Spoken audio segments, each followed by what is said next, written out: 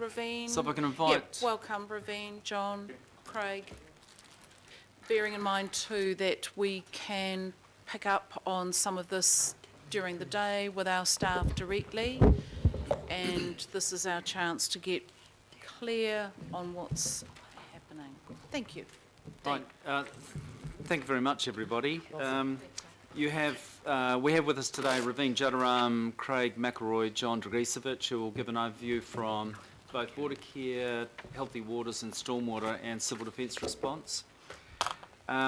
I've just got a few introductory comments and then we'll quickly hand over to those three. First of all, it remains my view that we're still in the middle of an event. Just because the rain has stopped, we have got things that we still need to deal with.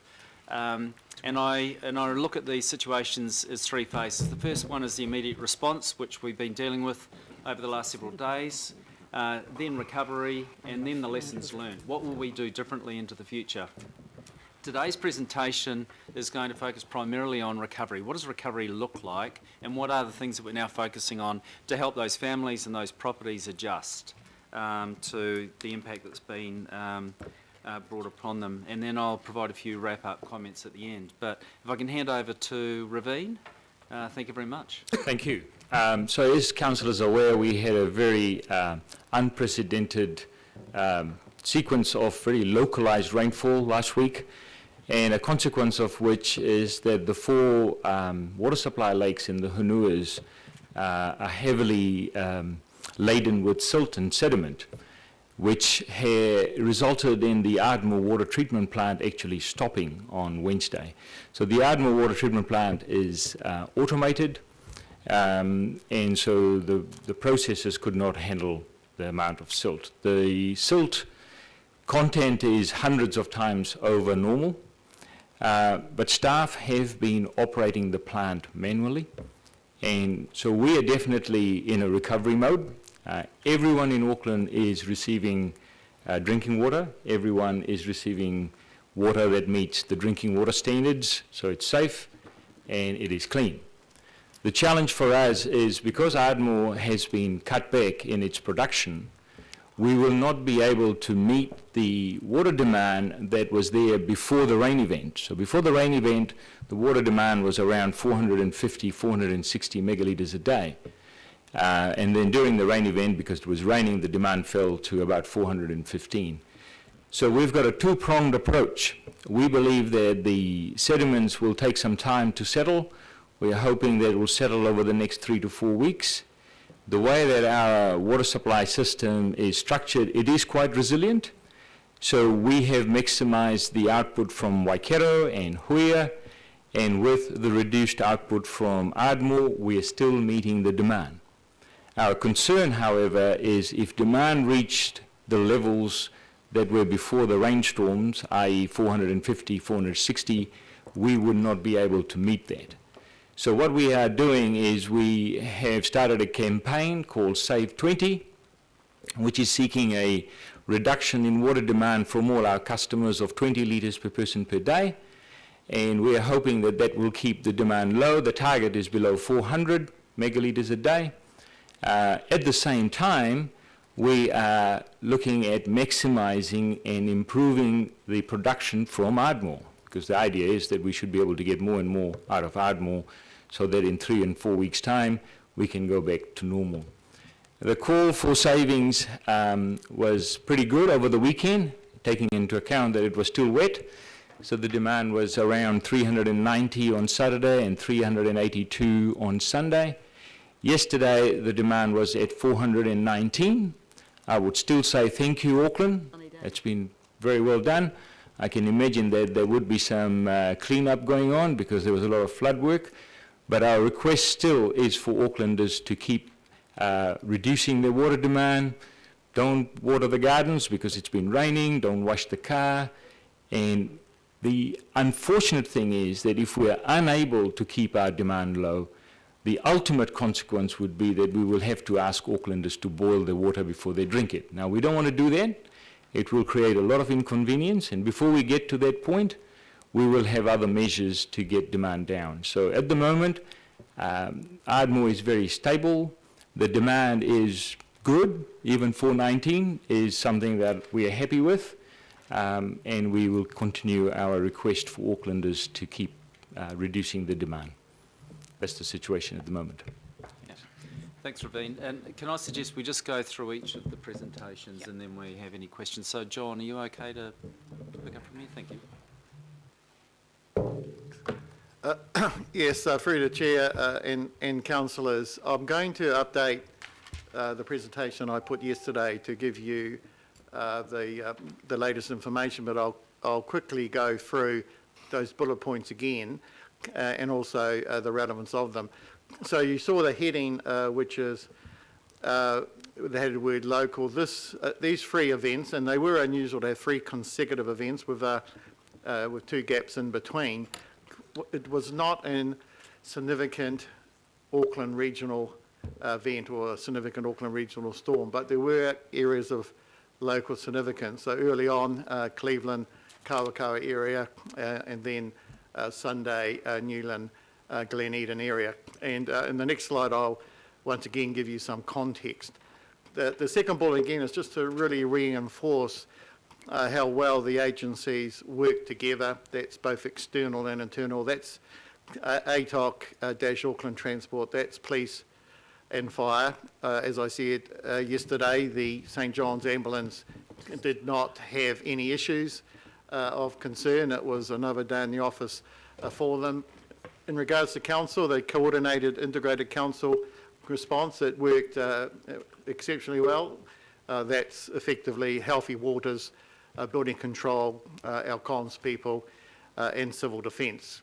So that is a huge positive to reflect some significant work that's been carried out over the last 12 months on relationship buildings, because it's basically the relationships that make these things work, not the paper that's filed away in the drawer.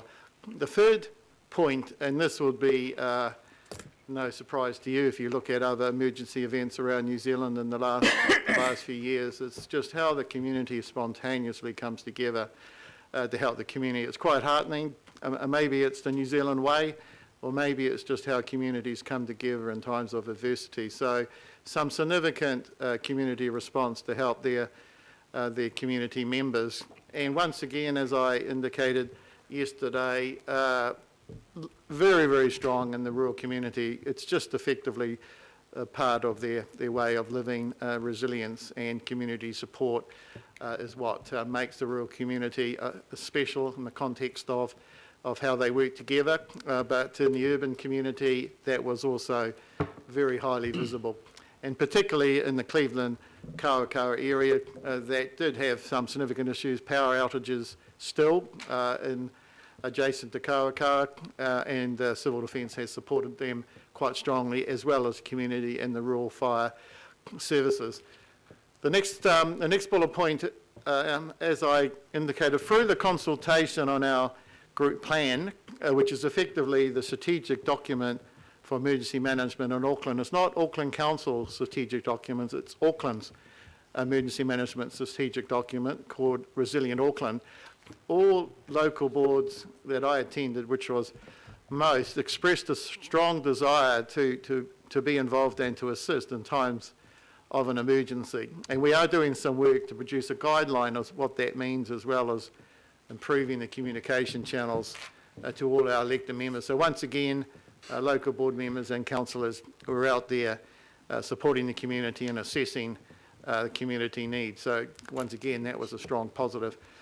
The public information, we've had lots of positive feedback in regards to our public information. There is an issue, as I said yesterday, getting accurate information. It's a New Zealand-wide issue, which is emergency management speak, labelled situational awareness, because quite often you do not have the instant understanding of what is happening. But our comms team had a strong presence over these events, and we sent out information basically spontaneously when we were aware of it. So that was a huge success as well.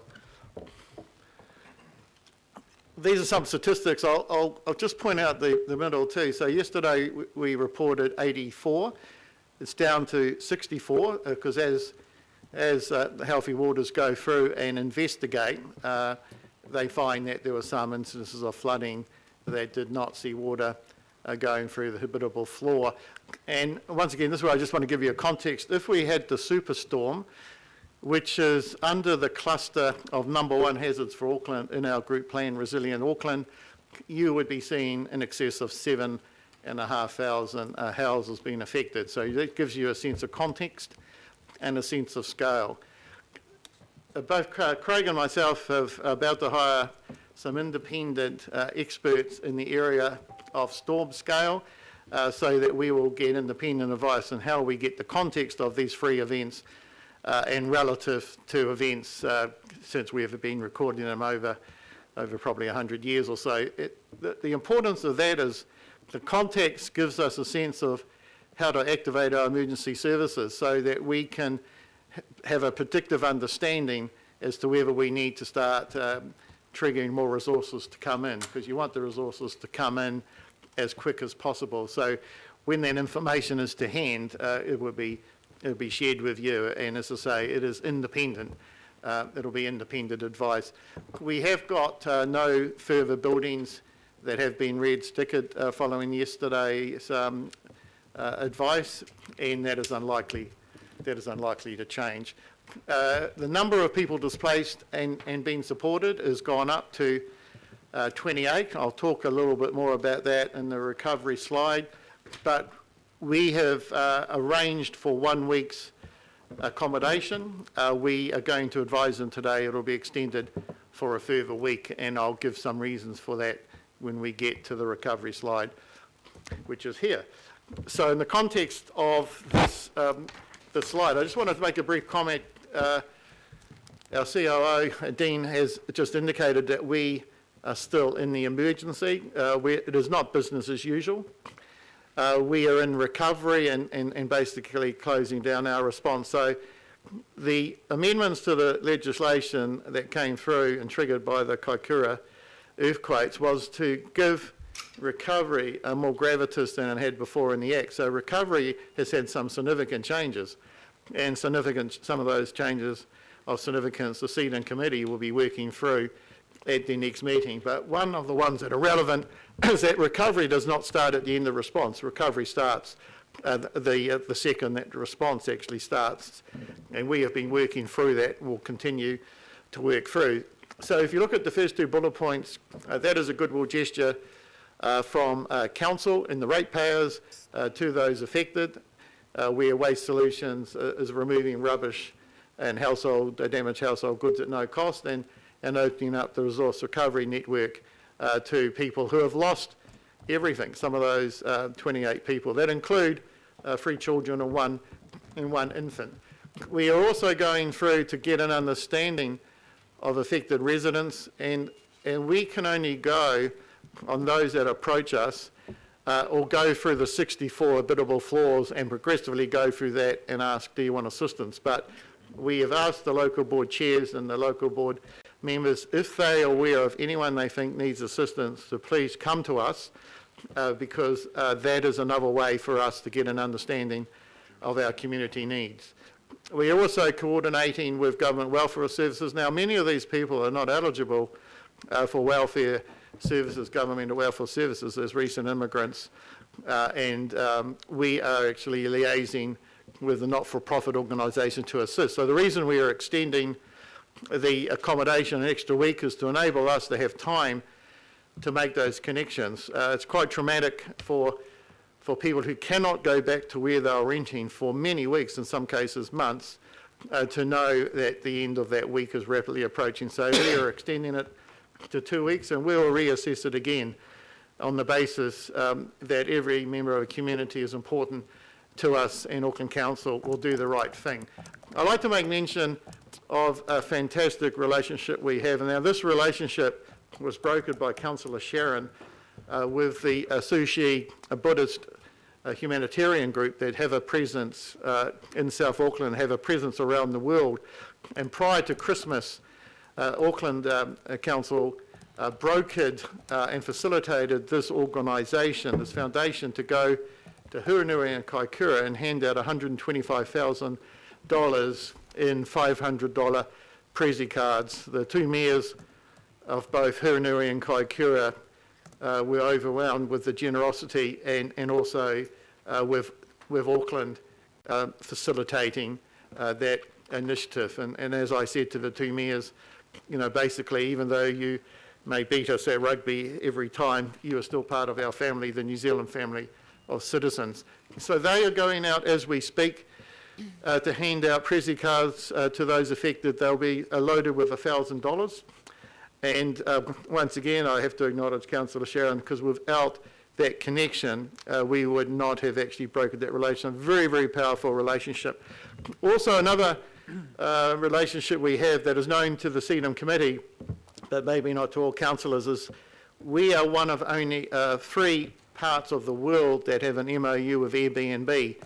We are the third, the other 2 are Alberta, Canada, and Victoria, Australia. So if we had the big one and we needed to house many, Airbnb at no cost have got a system in place of vetting, etc., where they would provide accommodation to our citizens. So that's quite unique. It will not be rolled out in the rest of the country at this stage. They have chosen cities that they believe have a social conscience and really see the community as centre to everything that they do. So, you know, that is another huge relationship that we actually have.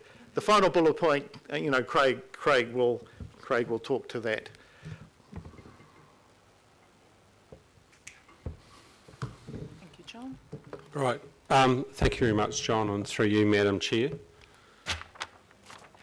What I'd like to focus on is the recovery being undertaken by Healthy Waters, and as John has noted, the number of reported habitable floor flooding has decreased at the moment. However, I would add that we still have 350 fire service reports to be worked through. And the difference with the fire service reports is that they report flooding, and it could be property flooding, it could be garage flooding, or it could be habitable floor. So we just have to work through those to get a complete picture of the extent of the flooding. But what I can say for the sites that we have been to, we are currently visiting all sites and verifying the facts, which is why those numbers have dropped down slightly. Safety is obviously a paramount concern on all sites, so the first action on any site is to make sure that it's safe. We're doing our best to determine the cause of the flooding, whether it's a local blockage or what has actually caused the issue on the specific site. Prioritise any repairs that are required, and in some cases there may be further investigations, particularly when there's a block of properties that could relate to a more widespread effect. So that process is underway, and what we'll be looking to do to give everyone some certainty in the process is actually mapping out a future work program, because the sheer scale of the event is such we can't get to everyone on day one, and we'd like to give the community and the local boards some idea of what we believe a broad prioritisation program will look like, so it gives everyone in the community the confidence that we are working to a plan to address these flooded properties. I'd also like to talk specifically about a couple of major infrastructural issues that we're grappling with at the moment, and without a doubt the most serious infrastructural issue right now on our books is the situation at the Clark Road culvert in Newland. This was a key hotspot that was known to Healthy Waters, and I can give the committee and the public the reassurance that our standard operating procedure around hotspot maintenance was fully followed in this case.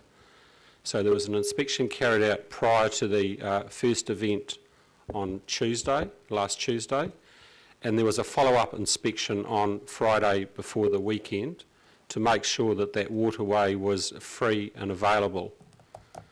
Now the problem we've got, of course, is that this is serviced by a waterway that goes many kilometres downstream, and it is very, very difficult to manage the rubbish that potentially gets in a rain event, gets washed into that waterway and then finds its way to the culvert.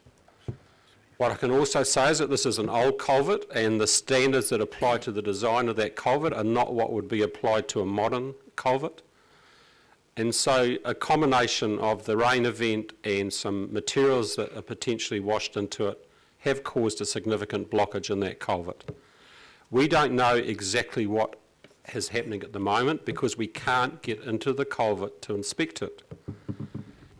There is still a significant difference in the height of water on the upstream and downstream side of the culvert, and it is just too dangerous to put staff into that situation until the water levels have dropped and we can get in and do a physical inspection.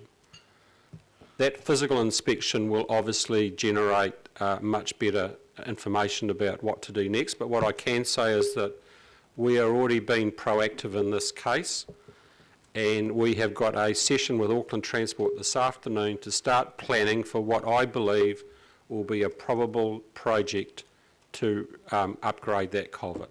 Works will need to be done. There's considerable damage already. The footpath has already disappeared on the downstream side, which was generated by the overland flow path. And so we've got to work through the issue, but I believe that coming out of this, there will be the need to do some substantial works in this area. This is going to be challenging because it's a deep culvert. It's in a very, very populous area, and that's just a fact of life that we're going to have to work through. The other situation which is causing us a major concern is the situation at Cartwright Road culvert. Now, there is a considerable history around this culvert. This used to be an Armco culvert which was subject to a major failure in 2012, and as a consequence of that failure a new concrete culvert was installed, and that culvert was commissioned in 2015. Where this differs from the previous situation is, in the Clark Road situation there is no grill across the culvert because it's an area the public can't physically get to. It's actually fenced off and gated off. But when you get to Cartwright Road, access is a lot easier. So we've actually got a screen across the culvert, and the reason for having the screen is to avoid the risk of a small child entering the culvert, because we know that children like to visit these sites because they're exciting and interesting. So the screens are deliberately designed to prevent a child from entering the culvert. Now that is great from a public health and safety point of view, but it also makes that culvert extremely prone to blockage. And so what happened in the event on Sunday was that there was a partial blockage of that culvert caused by material washing down. This was after it had been checked and cleared on the Friday. And the problem is once the event has started to occur, it's not a case of going in there and pulling out the foreign material, because once again it's a very, very dangerous situation with the volume of water that we're talking about. So although this culvert has been designed to modern standards which with a much better capacity, that culvert still ultimately overflowed, and those properties you can see in the crosshatched area were subject to significant flooding. It does raise the question going forward as to having properties in flood-prone areas. This could well be a risk that we are going to have to live with into the foreseeable future. And the question has to be asked, is that the right place to be putting accommodation of that nature? Should the site be redeveloped with apartments put on stilts, or what should happen? And I think those are questions for the future. All I can say is that I believe from a utility point of view and a best practice point of view, there's not much more that we could have done in a proactive sense to have avoided this situation occurring. It's a reality that we all are having to live with now and deal with the consequences. And that's just obviously just a slide reinforcing the previous message that Ravine has given out around the water savings. So that slide was just to confirm that we are assisting Watercare in their messaging. We have offered our social media challenge because Watercare haven't got those set up at the moment, and Watercare have accepted an offer, and we are assisting them in getting their message out through social media. So we are also, the last 3 bullet points, we need to walk the talk, and that's really saying that the message that got out quite strongly through Dean, that we need to ensure that we are giving effect to the messages of Save 20. Okay, thank you very much. This is the opportunity for questions. Right, so we've probably got the time for about 3 or 4 questions. I've already got 3 speakers, but just, and I hope this, 5 now, 7, 10, everybody. I just want to reassure people, first of all, we're going to have a follow-up workshop with Healthy Waters to talk about exactly the issues that Craig and John have been raising. We need to make some fairly substantial decisions as we go into the LTP process, how we engage with the costs involved and how we plan this effectively. And there are some very good examples around the region where properties have simply been bought up, they flood too often and they've been redeveloped, and I think we may need to look at that.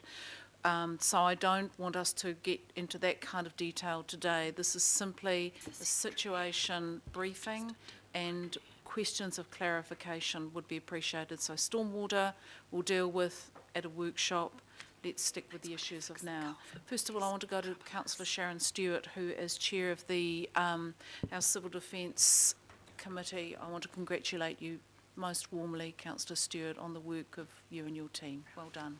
Thank you, and I just want to congratulate all the staff as well.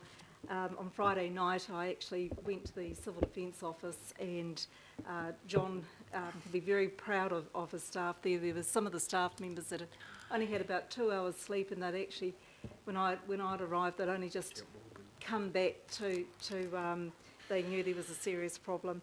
But one of the questions I just want to see if Raveen can just answer, and I did mention it yesterday, just in Ipswich when they had the flooding, serious flooding in 2013, the quality of the drinking water was a similar sort of thing to what we're actually at the moment, and I know that in other parts of the world, I think even in Texas and in the UK, when there's been serious flooding, when Mother Nature's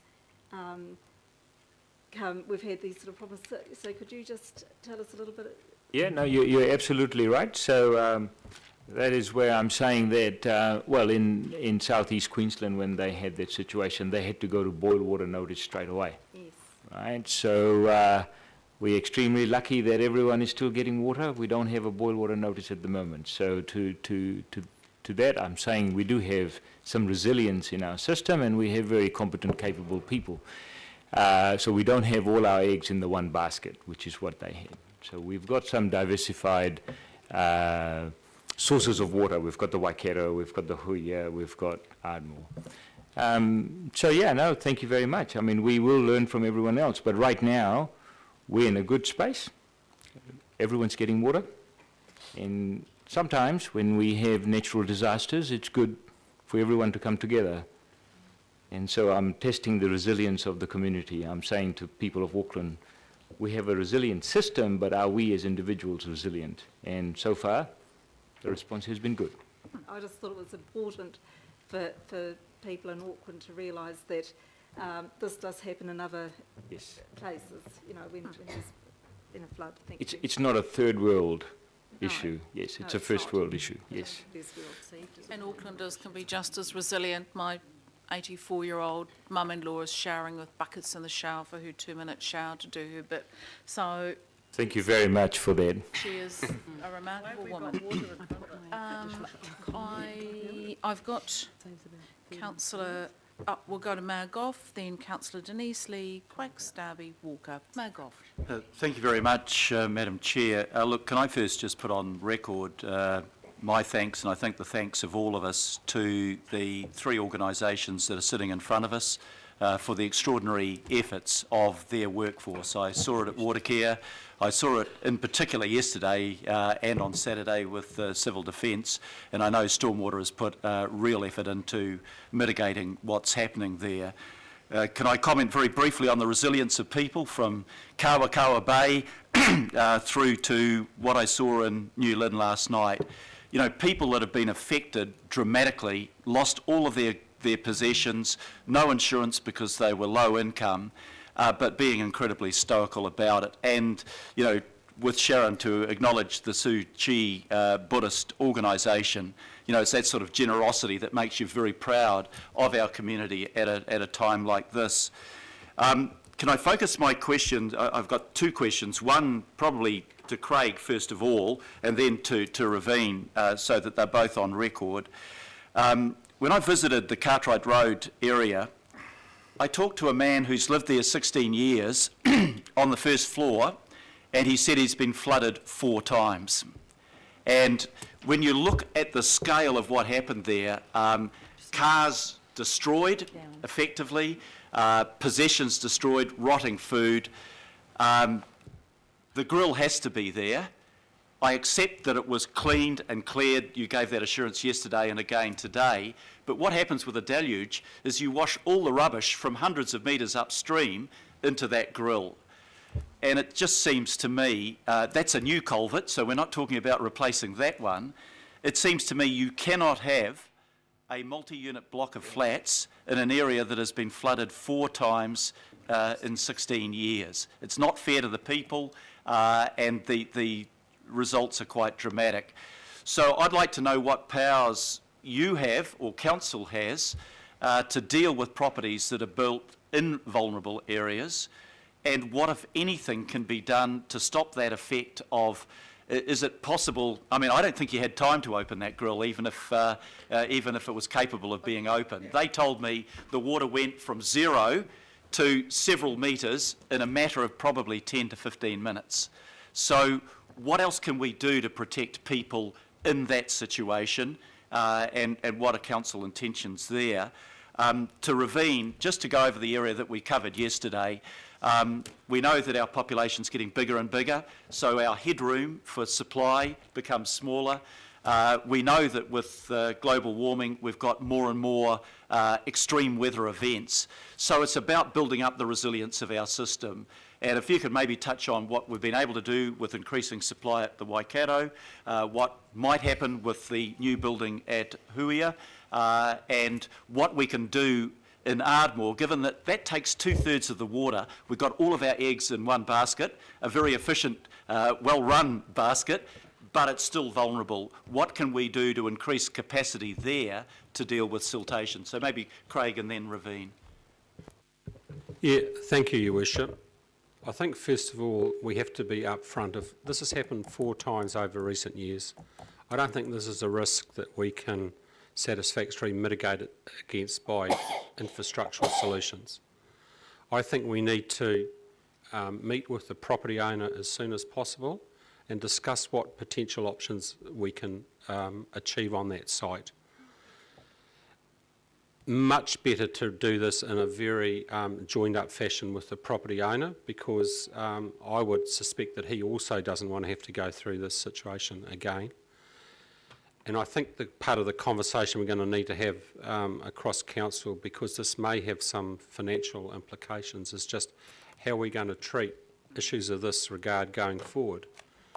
I would like to think there is an opportunity to come up with some innovative solutions, and it may involve building something on stilts, for example, where maybe there's an example where we could get a good outcome out of this process that effectively deals with the economics as well as good social outcomes as well, but that's going to require some careful thinking. Craig, we've just had a quick discussion. I think the Mayor's question is absolutely critical. I don't know, we'd be interested to know the 4 floodings. We're certainly aware of the 2. I don't know if our local councillor is aware that it's happened 4 times, but I think this is part of that bigger report that is absolutely critical for us. What are we doing with healthy waters? How are we moving forward and using this as a practical example, as a live example, what powers are available to us? So I think we probably need to park that part of the discussion for now, but to give undertakings, absolutely, I think under the Mayor's steerage, that we want to progress that urgently. So I will let you, Ravine, answer the second question. Thank you. So in terms of resilience and growth, our statement of intent requires Watercare to have a water supply system that will meet a 1 in 200 year drought security standard, which is equivalent to 1 in 100 with some lake water. And that's what we've got. And so we have a 1 in 100, 1 in 200 year drought security standard resilient water supply system.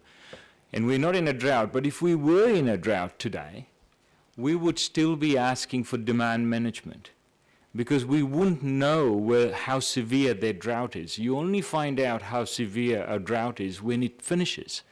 So when you enter a drought, it may be a 1 in 50-year drought, it may be a 1 in 500-year drought.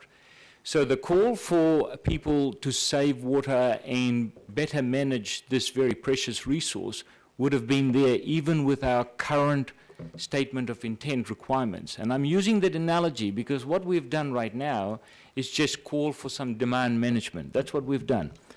Now, in terms of growth, we have capacity for growth. We have applied for consents to take more water from Waikato. We've just received an additional 25 megalitres a day consent from Waikato to take during winter months. We are upgrading our Waikato water treatment plant to cater for that 25 megalitres a day. We have identified that the Huia water treatment plant needs to be renewed, replaced, because it's 90 years old. That's in program to be started in 3 to 4 years' time. We're going through a consultation process, then we'll apply for consents, and then we will build that. So we are right now in a good space in accordance with what we are required to do in the statement of intent. What we've found is that we've had a different type of incident, which is not a drought. And in the utility speak, there is a thing called N-1, and the electricity sector uses that a lot. And basically what that means is that you have an infrastructure that is designed to still operate if one of the elements fails. So it's got a N-1 redundancy. Well, Watercare does not have an N-1 redundancy. Okay, so if Ardmore fails, we do not have capacity elsewhere. Now, that's a conversation that we will have later, because Ardmore, as the Mayor correctly stated, is 2/3 of our water supply system. As we get further growth, as we build more infrastructure, we will get more resilience in terms of diversified sources. But if we are talking about having absolute N-1 redundancy, well, we'll be talking about a lot of money. And there's a conversation as to whether everyone can afford that. So I know one of the media commentators the other day, after I got interviewed, said, well, he was still going to go and water blast and use his water. Well, there are some people who earn lots of money, and they would say, I'm willing to pay for a system that will give me 100% reliability, a gold-plated system. Well, not all my customers can afford that. And water is a very, very important living element. So we have to balance the affordability of water, and that's a conversation I think we will have to have later on. Well done. Okay. Now, we've got Councillor Denise Lee, Councillor Quacks, Councillor Darby, Councillor Walker. I'm probably just going to, we might just have time for a couple more questions because we do have these gentlemen required for the media stand-up downstairs. We've got lots of time to unpack some of this. So, Councillor Lee.